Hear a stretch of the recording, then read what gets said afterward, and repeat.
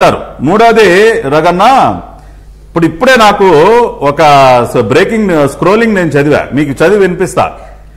CBI SP Ram Singh వివేక కుమార్తె Sunitha అల్లుడిపై AP police chargesheet దాఖలు. పులివెందుల కోర్టులో ఛార్జ్షీట్ దాఖలు చేసిన పోలీసులు, ఈ నెల 15న వివిధ సెక్షన్ల కింద కేసులు నమోదు చేసిన పోలీసులు. ఏంటన్నా ఇది? జబర్దస్త్ కామెడీ షోనా ఇది? చంపినోళ్లు ఇన్వెస్టిగేట్ చేస్తున్నటువంటి అధికారిపైన ఛార్జ్షీట్ వేస్తారా? బాబాయిని గొడ్డలిపోటుకు గురి చేసి ఎదురు సిబిఐ అధికారిపైన ఛార్జ్షీట్ ఏంటంటన్నా? ఇది కామెడీ షోనా ఇది? మీరు ఇటువంటివి చూస్తే ఎలా ఉపేక్షిస్తారన్నా? మొన్న కర్నూలులో చూసాం, అవినాష్ రెడ్డిని టచ్ చేయకుండా అక్కడ పడిగాపులు కాశారు సిబిఐ. ఇవాళ ఎదురు సిబిఐ పైన ఛార్జ్షీట్ వేస్తామంటే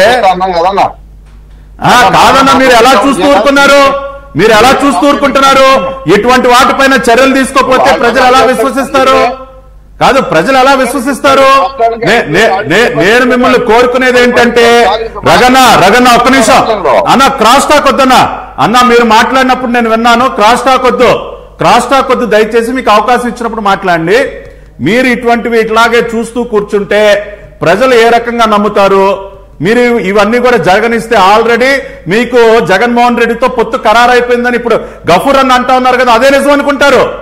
మీరు వీటన్నిటిని ఇలాగా జరగనిస్తే ఆల్రెడీ బీజేపీ వైఎస్ఆర్సీపీ అలయన్స్ లో ఉన్నాయని అనుకుంటారు. కాబట్టి ఆ ముద్ర నుంచి బయటకు రండి, ఆ ముద్ర చెరిపేసుకునే ప్రయత్నం చేయండి, అది మేము కోరుకునేది. Okay, right. రజనీ గారు, ఇక్కడ